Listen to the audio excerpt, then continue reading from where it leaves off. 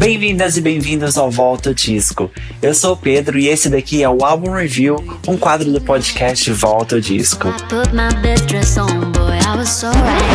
Hoje é dia de falar de uma das maiores divas do pop, a deusa gay Padam Padam, Kylie Minogue. Ela tem anos de experiência e ela consegue se reinventar sempre, e hoje temos também Padam Padam, um grande hit. A gente tem uma residência em Las Vegas e um álbum novo que tá vindo aí, Tension. Esse daqui é o momento pra gente falar sobre Kylie Minogue. Mas, antes disso, quer colaborar com o podcast? Dê 5 estrelinhas e nos siga na sua plataforma de podcast. Isso é muito importante pra gente chegar em mais pessoas e espalhar a palavra do Padam Padam. Pode ser? Hoje vamos comemorar 20 anos do álbum Body Language, que foi lançado em 2003 e é um dos álbuns mais controversos, eu diria, da Kylie. Um controverso no sentido que é um álbum que os fãs geralmente não gostam de cara ou não gostam nunca. Vamos relembrar o contexto?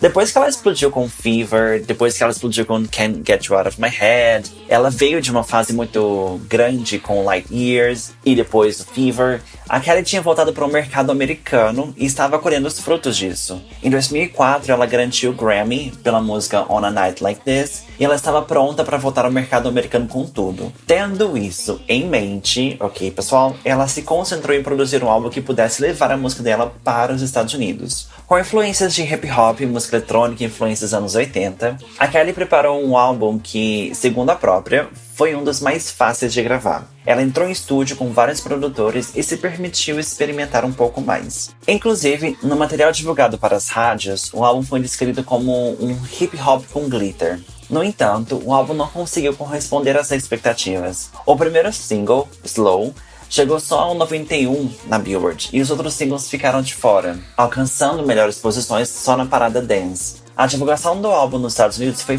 um pouco fraca, na verdade, e não conseguiu levar o som dela para se consolidar lá. Para a divulgação do álbum, a Kylie, nesse momento, fez somente um show, que foi chamado Money Can't Buy. Para esse show, que foi feito em Londres e gravado para um DVD, os ingressos foram para os fãs e convidados, que não pagaram para isso. Então daí que veio o nome Money Can't Buy. E esse DVD se chama Kylie Minogue Body Language. No show, inclusive, ela cantou várias músicas do álbum que só foram cantadas nesse show. Então se você quiser ver um registro de alguma música do álbum, vai lá, porque por restante ela cantou só depois em outras turnês. Red Blooded Woman ou No Mas e Slow, claro. Pesquisando sobre essa era e pesquisando sobre o que estava acontecendo nesse momento, uma curiosidade é a relação da Kylie com a Britney na época. A primeira é que Toxic foi originalmente oferecida para Kylie, que já estava trabalhando com os mesmos produtores na época. Mas ela não aceitou e passou os produtores passaram a música pra Britney. Essa todo mundo sabe. A segunda é que as duas se encontraram nos bastidores de um programa de TV na Inglaterra. Então a gente tem um registro das duas juntas. E a outra, que é uma especulação na verdade... Bom, segundo os boatos, na época a gravadora da Britney estava com medo da concorrência com a Kylie nos Estados Unidos. E assim, pagaram para que as rádios não tocassem Kylie e tocassem Britney. Bom, se isso foi verdade ou não sabemos, mas é um boato que rola por aí, ok? Bom, nesse álbum a gente não teve uma turnê, a gente não teve uma divulgação massiva, a gente teve alguns singles, que a gente vai falar sobre eles, mas é isso nesse sentido de era. Bora entrar lá, bora saber como que foi esse álbum. A primeira faixa é o single Slow. Esse daqui foi o primeiro single do álbum e maior sucesso. Eu me lembro de ver o clipe dessa música, na verdade, e pela primeira vez eu ficar assim, fascinado, sabe? O clipe foi gravado em uma piscina olímpica na Espanha e conta com uma coreografia perfeita. Inclusive, quem nunca tentou fazer essa coreografia deitada assim na praia, na piscina, né? Quem nunca? Uma coisa que eu amo são os vocais de apoio, como se estivessem chamando ela na música, sabe? Então, se você prestar atenção no fundo, eu acho incrível esse vocal.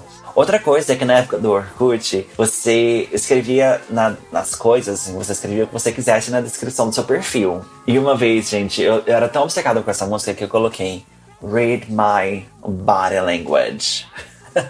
Era isso. Bom, como eu disse anteriormente, essa música chegou ao 91 na Billboard, mas chegou ao número 1 nos charts de dance. A segunda música se chama Still Standing. Essa daqui foi originalmente gravada pela artista Alexis Strum, mas acabou indo pra Kylie. Pela sonoridade, a gente já percebe, assim, uma referência nos 80 dela. A gente tem os sintetizadores, a gente tem uns samples que lembram mais ou menos uma coisa meio tipo Janet Jackson nos anos 80, sabe? Então a gente tem essas referências quando a gente escuta Still Standing.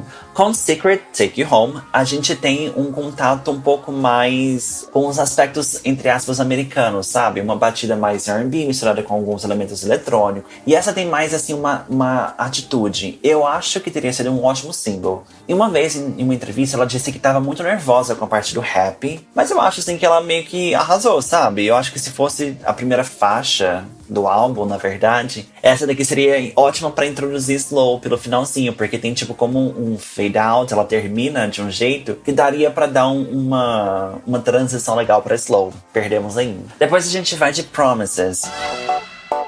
Aqui a gente tem um vocal cheio de ar, sabe? Ela chega falando sobre promessas e tudo mais. E essa música de sonoridade eu colocaria até numa era disco, sabe? A letra é boa, eu achei super chiclete e foi uma descoberta. Depois a gente vai de Sweet Music.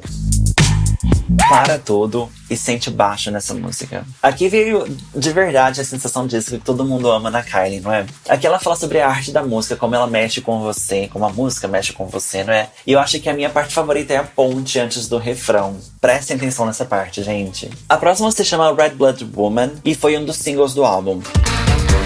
Essa daqui, pra mim, é uma das maiores do álbum, na verdade. Eu amo a vibe R&B dela e como ela meio que te transporta, assim, pra história, sabe? Ela traz uma referência de You Spin Me Around, lembrando do momento anos 80. Mas ela também ela é muito atual, porque ela me lembra muito que a Alicia Keys estava fazendo na época, quando ela fez, por exemplo, Karma ou A Woman's Worth. Por exemplo, me lembra muito a Alicia Keys nesse sentido. Me lembra Trust a Try da Janet, que a Janet fez em 2000, mas me lembra um pouco isso. Então, os críticos, na verdade, na época, falaram um pouco também sobre a similaridade com as produções do Timbaland. Inclusive pelo o coro no fundo. Então, se você escutar, por exemplo, o que Timbaland fez com a Lia, ou até, por exemplo, acho que nessa época, assim, tipo, Cry Me a River, que ele fez com Justin, você sente um pouco dessa vibe que a gente tem aqui em Red Blooded Woman. Depois a gente vai de uma coisa que eu amo, que é Chocolate.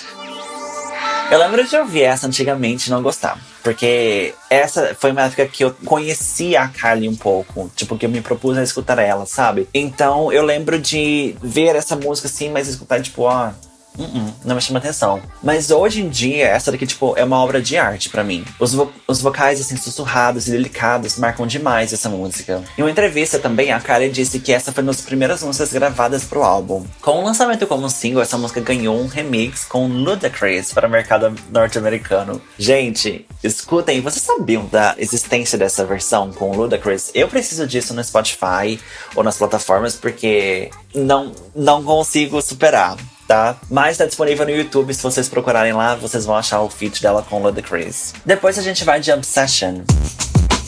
Aqui a gente também tem uma faixa inspirada no mundo hip hop, com os versos assim mais rápidos. Ela traz uma pegada com mais velocidade nos versos e um refrão mais suave com camadas vocais, sabe? Essa música me lembra o que se fazia na Europa inspirado no hip hop, uma mistura de pop com hip hop, algo que, por exemplo, a Victoria Beckham fez, sabe? Tava na moda na Europa fazer esse tipo de música, como se fosse tipo uma versão europeia do que seria um R&B, um hip hop, sabe? Depois a gente vai de I Feel For You. Eu amo o sample dessa música. Essa música traz uma mistura tipo anos 70 e 80, sabe? Você tem um toque dos instrumentos bem definidos nela. Assim, embora não seja uma das minhas preferidas, eu acho que é uma música que te transmite uma vibe feliz. Tipo uma happy song. Então eu boto nessa categoria. Depois a gente vai de Someday.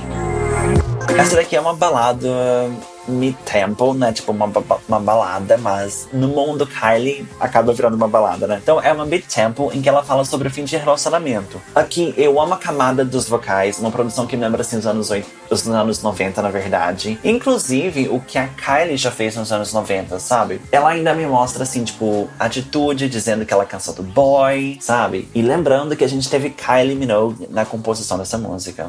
Depois a gente vai de Loving Days.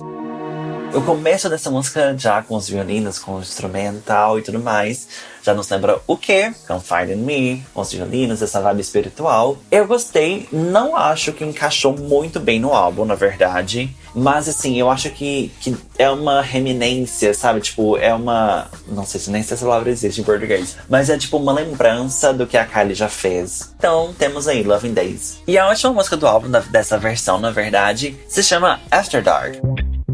Veio Kathy Davis, compositora de Can't Get You Out of My Head, muitos outros sucessos, então coisa boa sempre tem. Eu acho que a música termina com o álbum falando assim, a música termina o álbum falando sobre o que vem depois da escuridão. E eu achei muito interessante, tipo, minha cabeça explodiu quando eu fui pensar sobre isso. Por quê? Porque é um álbum mais obscuro, tipo, mais sombrio do que o Fever, por exemplo, que é muito solar. Então faz sentido, tipo, ela terminar essa época, né, essa era mais escura com After Dark. Eu acho que a música poderia ter sido incrível se tivesse feita com uma vibe mais explosiva, sabe? Mas eu acho que respeitando a proposta do álbum, tá tudo bem, ela encaixa aqui, sabe? Então ela tem um motivo, a gente tem um motivo de ter After Dark no final. E é isso. Depois, eu acho que depois disso, depois de After Dark, vem o quê? Vem a luz. Então vieram outros álbuns, vieram outros trabalhos mais solares. Mas eu acho que foi incrível ela trazer esse álbum que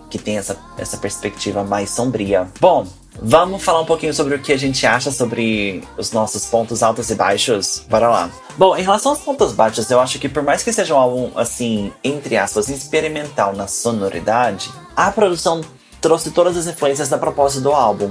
No sentido de trazer uma pitada de R&B, hip hop, uma pitada de pop, uma pitada de anos 80, sabe? Ela trouxe toda a proposta. No entanto, mesmo sendo, como eu disse, tipo, entre aspas, experimental, eu acho que algumas produções vêm em um nível que não corresponde ao nível Kylie, sabe? Ou deixa um pouco a desejar, comparando com o que estava acontecendo na época. Então, se você vê, por exemplo, um álbum, não pra comparar, mas se você vê em sentido de produção, de qualidade de produção, eu acho que nessa época tiveram álbuns muito mais bem produzidos do que o Body Language. No entanto, eu acho que em relação aos pontos altos, eu acho que é incrível a gente entrar num álbum que não é um favorito de muitos, entender a ideia por trás dele, sabe? Eu nunca tinha parado pra ouvir o Body Language inteiro, assim.